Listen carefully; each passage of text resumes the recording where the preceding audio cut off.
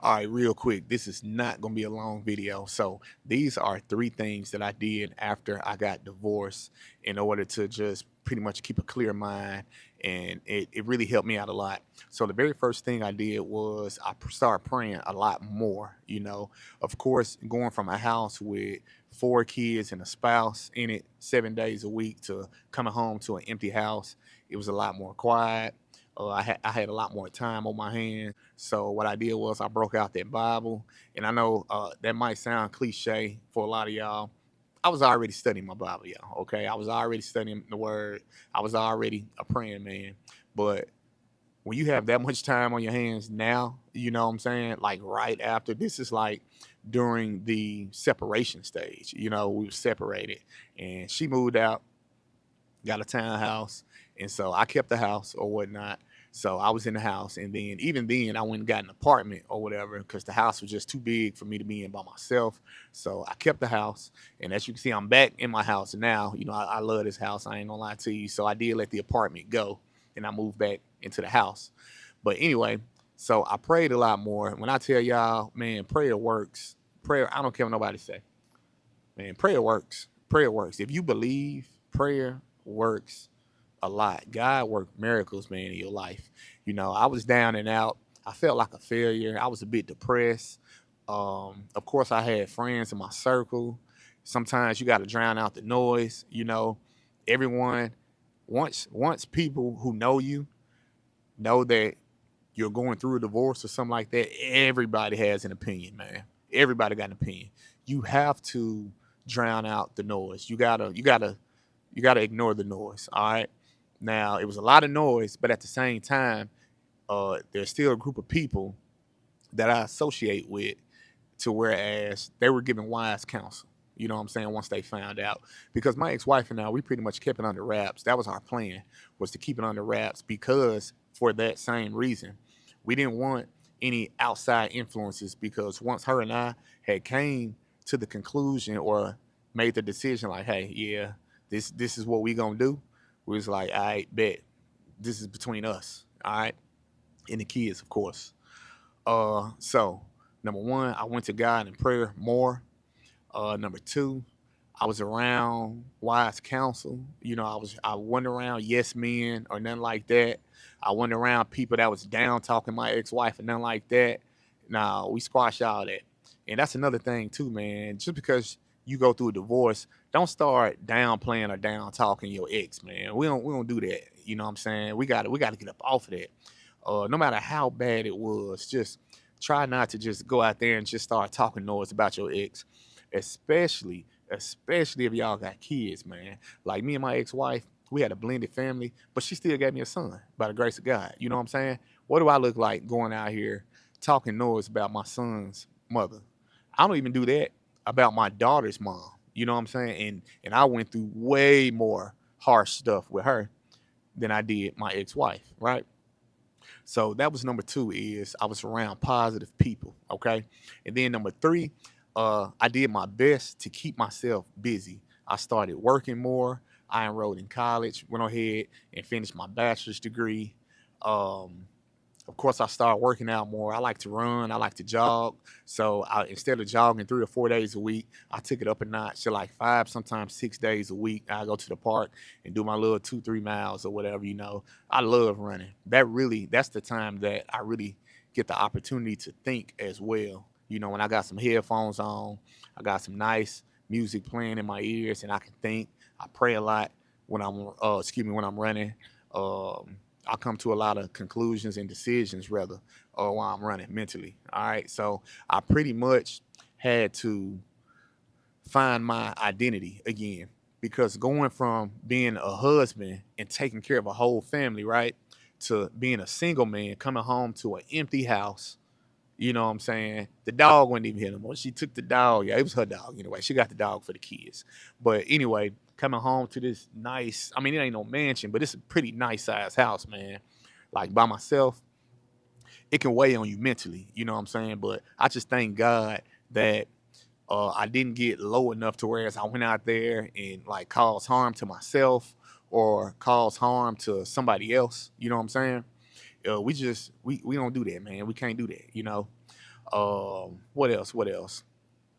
We co-parent. You know, my son. We pretty much come to the table. We agree on things when it comes to his schooling and all that good stuff. We agree on things when it comes to how he dress, the kids he hang around. You know what I'm saying? So just know that just because you get divorced, that does not mean that y'all have to be enemies. My ex-wife and I, we are not enemies. We do things for the greater good of pretty much my son, because like I said, it was a blended family. So of course, her, my stepkids, of course, they stay with her. And I have a video. I'm going to make a video on that too when it comes to blended families. And then when the family breaks apart. I was married for 8.5 years. So I learned a ton. I learned a lot of stuff from being married 8.5 years. And I know some of y'all might be out there saying, oh, well, that ain't 10, that ain't 15. It don't have to be 10. It don't have to be 15 years, man. I paid attention while I was married. From the day that she said I do and everything, I paid attention. All right. We had a lot of ups, we had a ton of downs, you know what I'm saying? But at the same time, I'm not finna go out there and disrespect my ex-wife, and I'm not finna let my kids, my son disrespect her and anything of that nature. All right. So basically, those are just three of the things. It's some other things that took place as well after I got divorced that really helped me out mentally and spiritually. I found me a church home, maybe 8, 9 months later, I think it was. I started going to my church June. I started going to my church June of 2025. And I joined my church July of, nope, that's not right. I started going to that church June of 2024. And I actually joined my church July of 2025. And I'm still there today. Parking lot ministry, you know what I'm saying? Big ups to the parking lot ministry. Hey, somebody got to help park them cars. But anyway, uh, I just made this video for anybody, especially the men out there that might be going through a separation right now, that might be going through a divorce right now, or that is divorced right now. Just keep your head up. Try your best not to do anything crazy. If you need to go to counseling or something like that, go to counseling. Go see a counselor. There's nothing wrong with that. I used to think, way, way, way back in the day, I used to be like, man, nah, only certain type of people need to go see counselors. I'm gonna tell you just like this. I'm 40 years old, excuse me, I'm 40 years old now. Back when I was in my 20s, maybe even my early 30s, I was like, nah, counseling ain't for me. When I tell y'all, that's some of the best thing that you can do is go see a counselor or receive some type of counseling, whether it's spiritual counseling, marriage counseling, relationship counseling, whatever, personal counseling. Even when you go to somebody that you really, really trust, right? And they are unbiased and they shooting you this knowledge, they dropping gems on you to help you better yourself. That's counseling. What are you talking about? That's counseling. You know what I'm saying? So, like I said, this is not going to be a long video at all, but just know that I'm praying for each and every one of y'all, male and female, that's going through a hardship like that, like divorce. I don't, I don't promote divorce or anything of that nature. All right, I don't do that. But at the same time, when you know for a fact it's getting ready to take place or it has taken place, just know that the sun's still gonna shine the next day. Tomorrow's still coming. The world is gonna keep moving forward. You know what I'm saying? You might feel depressed. Cool. That's normal to feel depressed. You might feel down. Cool. That's normal to feel down. You might feel like a failure, especially if you're a man and you've been running a house, right? I feel like a failure, man. You know what I'm saying? Especially when I go around my homeboys and stuff, and they still got their thing, their households and stuff still going on well, and I admire that, man. I admire that a lot, and I let them know that too. Like, look, I really admire what y'all got going on here. That's awesome. You know what I'm saying? Just because mine didn't work out like that, it doesn't mean that I'm not gonna get remarried. I know a lot of guys out here say, "Oh yeah, I'm one and done. If this don't work out, you know what I'm saying? It's over after that. I'm finna jump back in them streets." Bro, I'm gonna tell you just like this. I did that. You know what I'm saying? Once we separated and everything, I jump back out there in them streets. I started back dating different women. I started having sex. I went and got an apartment and everything. I was paying mortgage on my house, and I was living in a 2-bedroom apartment and everything. Never brought any women around my son, right? Except for the lady that I'm still dating to this day right now. That's the only other woman that my son has ever seen me with other than his mom. You know what I'm saying? And when I tell you, when you just bouncing from woman to woman, man, that stuff get old. That stuff get expensive because you taking women out on dates and stuff like that.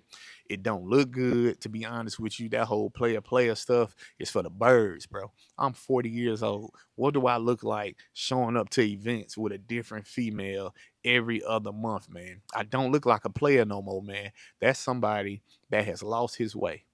You know what I'm saying? I am 40 years old, man. Them days of me just jumping out there with all these different women, them days been over with. And I'm gonna tell you just like this too. After being married 8.5 years, for some people 9, 10 years, and then you jump back in the dating scene, you look crazy a lot of times because you don't know how to date anymore. Hell, you've been married. You've been on a schedule for the past 8, 9 years. You know what I'm saying? So stuff it just hit different. And I just had to find my identity again. You know what I'm saying? I had to pretty much, like I said, get back in that Bible, get back in that word, get deeper off in prayer. And then too, it didn't even feel right in my soul, man. It didn't even feel right in my soul for me to just keep sleeping with these different women. I'm pretty much bringing having soul ties with them. You know what I'm saying? You not only sinning yourself, you not only sinning against your own body, but now you got this chick over here sinning against somebody. She probably was already on that type stuff. Cool. But that don't mean that you have to indulge in it with her, man. But we as men, I understand sex drives high, things of that nature. You know what I'm saying? Once then you single, you see some eye candy out there, you go and talk to her. And a lot of times when we get out of a marriage or a long-term relationship, yeah, we go and we talk to other women because it helps us keep our mind off our past situation. And I think a lot of women do that too. I can't speak for women. I'm only speaking for me. I'm only speaking for Ty. But anyway, this video then went on long enough. I was only expecting it to be about 10 minutes or so. But those are three things that really, really helped me out uh, after I got divorced and going through my separation. Number one, man, run to God, run back to God. All right. A lot of people say, well, you know, God don't condone divorce and things of that nature. Look, I get it and I understand it. That's why I don't promote divorce to nobody or for nobody. You know what I'm saying? The grass ain't always greener on the other side. You know, I am very much at peace. My ex-wife is very much at peace as far as I know. We cool. We co-parent our son. We come to our agreements on what it is that he do, who it is that he hang out with, the school he go to, his spiritual beliefs and everything like that. All right. And all right, so number two was surround yourself by positive people, not your yes men, not your homeboys that's just gonna agree with everything you say and get to bad talking your ex-wife. Don't you ever let your homeboys bad talk your ex-wife. All right, y'all. So that's my fault right there. Mess around and ran out of memory and space on the phone, so I had to clear it out real quick. But like I said, the very first thing is I went back to God in prayer, started praying a lot more, believing more in my prayers as well. The second thing is I was around positive people and I took heed to wise counsel. And the last thing that I did was I kept myself busy. All right. So if any of these can help you out, man, I really appreciate it. That's the whole purpose of this channel. This is a family channel, by the way. And my goal is to help out as many people as I can by using my life experiences. You know what I'm saying? So peace. Y'all stay blessed. See you in the next video.